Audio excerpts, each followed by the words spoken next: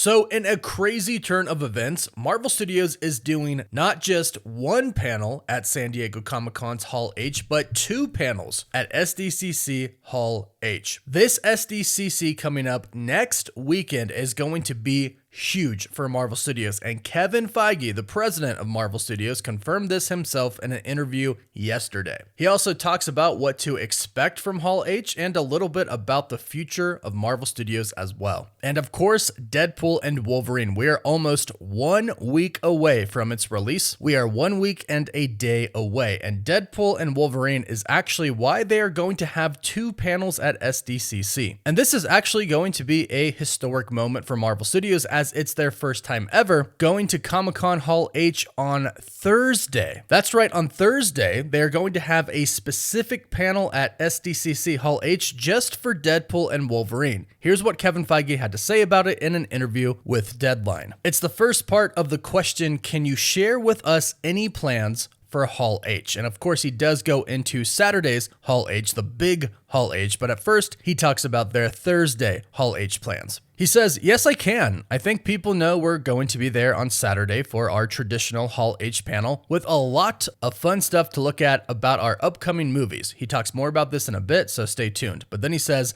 but what I don't think people know is that we're also going to be in Hall H on Thursday for the first time ever. Marvel Studios is going to be in Hall H twice during Comic-Con. Thursday, of course, is the opening of Deadpool and Wolverine, so we're going to be doing a fun Deadpool panel in Hall H to commemorate the opening, and Sean Levy, Hugh Jackman, Ryan Reynolds, and I will be there. So Marvel Studios is doing two panels. That is insane. And there's already a lot of speculation of what could go down during the Deadpool and Wolverine panel that they have planned on Thursday. No doubt it's going to be super fun. And we can't know for sure what's going to happen, but a lot of people are speculating that they might indeed show the first 35 minutes of the film during their panel, like they have been doing at many different fan events throughout the entire world. So if you're going there Thursday, Hall H, maybe you get some footage. If not, you know it's going to be fun with Ryan Reynolds, Hugh Jackman, Sean Levy, Kevin Feige. You know it's going to be awesome. And I, for one, am actually very, very glad that they are doing this on Thursday, because that means they'll actually have more time to talk about other movies, other projects, other shows at their big Hall H panel on Saturday. This is the big one. This is what Marvel fans wait for every single year, even though sometimes Marvel doesn't actually attend SDCC. But we're back this year. There's no strikes. There's no pandemic. They are confirmed, and Deadline made sure to specifically ask about their plans for SDCC this year. They asked,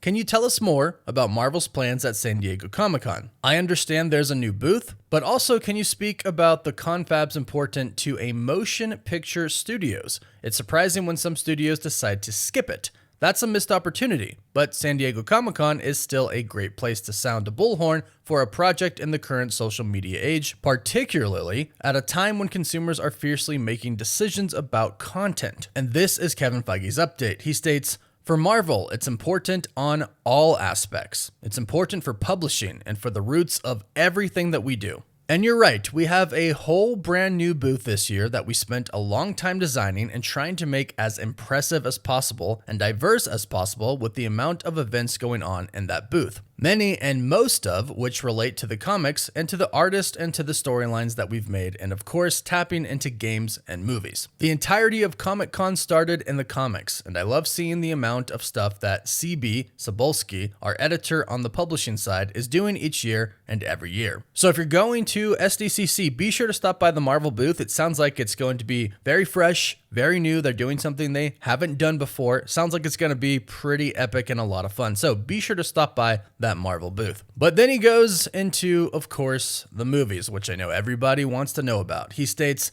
on the movie side, which I'm emotionally, of course, connected to, that's where everything started for us. I remember showing clips of X-Men 2 for the first time before Hall H existed, and San Diego Comic-Con and Sam Raimi with Spider-Man, Spider-Man 2, Spider-Man 3, and of course, our Iron Man panel with Favreau and Downey Jr. So very nostalgic, and for those who might not know, Kevin Feige has been with Marvel before, of course, he was the president and started the MCU. He was with Marvel since the very first X-Men film. So very emotional for Kevin Feige, but I know everybody wants to know about Phase 6 and the reveals coming up and what she talks about. He says, "We build movie schedules oftentimes, and obviously the pandemic and the strike that threw a wrench into it for a few years. But what we're able to do this time is to get back to literally designing our film schedules around what we would have ready to show at Comic-Con, to announce and set the expectations and the tonality of what's to come over the next couple of years. And that starts at Hall H. I think Hall H has become such an iconic venue that people who've never been to Comic-Con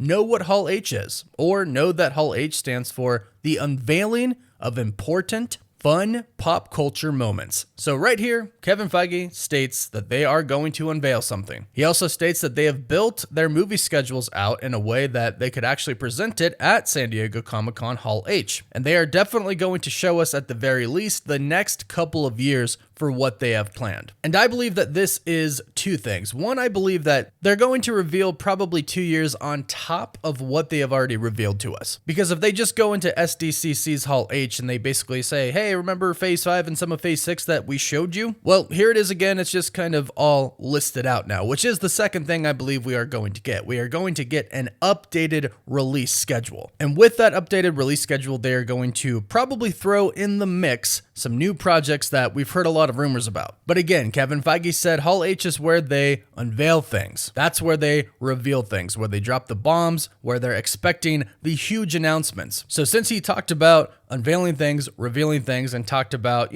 revealing their schedule and what they plan to do for the next couple of years, I do think it's safe to assume that we are going to be getting a Phase 6 reveal. This sounds like classic Kevin Feige talk where he doesn't really want to reveal too much, but he does want to tease you and get you excited. Either way, it sounds like Marvel Studios has some pretty big plans for Hall H, both on Thursday and on Saturday, which is something we have not seen before. So they're going big this time for San Diego Comic-Con. And as I mentioned, Kevin Feige did talk a little bit about the future of the MCU. Deadline did ask about essentially superhero fatigue and kind of the fact that, Deadpool and Wolverine is supposed to be the savior for the MCU, the savior for Marvel Studios. Deadline basically said that Deadpool and Wolverine has the hype back up and what is needed to keep this hype up. And they were asking in general of superhero movies, what's needed to keep moviegoers re-engaged and back on a high point. And here's what Kevin Feige said.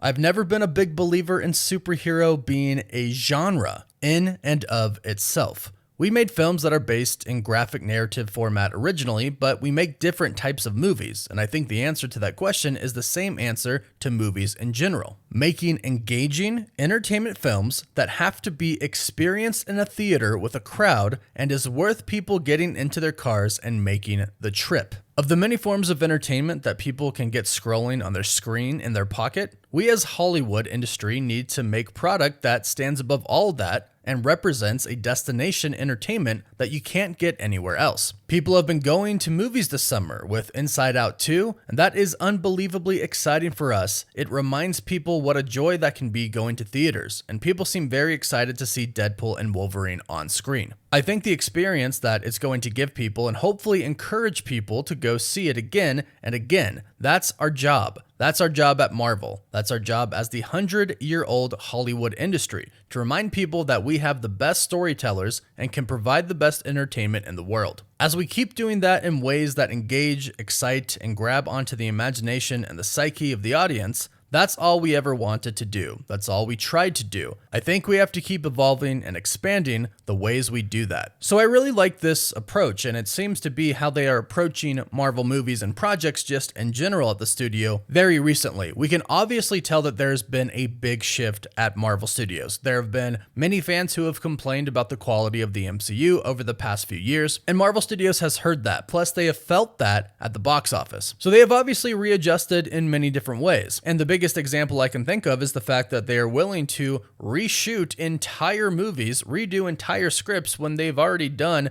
a good majority of filming for the movie already. Captain America: Brave New World is obviously the best example of that. But they're willing to do what they need to do to make the movie good, to make the movie great. And I do really like that he addressed that Deadpool and Wolverine is the type of movie that brings people to theaters, because over the years I have definitely heard people say, well, I'll just wait till it comes out on Disney Plus, or I'll wait till it comes out on HBO Max. The excitement just really isn't there. But for for Deadpool and Wolverine, the excitement is there, and that makes people not want to wait a few months till it comes out on streaming, but go to the movie theater and witness it for themselves on the big screen. If Marvel Studios is planning to capture that hype, that excitement, and put that into the rest of their movies, I think that they can't go wrong there, because that really just boils down to the story that they are telling, making the best story possible. And like I said, it sounds like that is their main focus, as they have redone stories over and over again, scripts over and over again, since they really announced their changes. And even recently we heard that Michael Waldron, who was writing Avengers 5, is no longer writing Avengers 5. Apparently he's still writing Avengers Secret Wars, so they didn't just fire him, but it looks like they're trying to get a new perspective on a new script. So again, they are trying to make things great, make things better than they are. So the future, I believe, is insanely bright for Marvel Studios, and we're going to get a glimpse into that future at San Diego Comic-Con, both on Thursday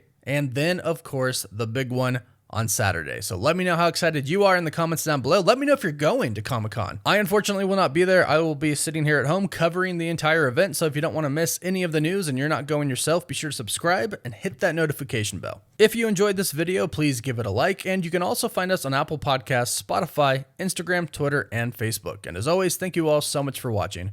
Woof woof.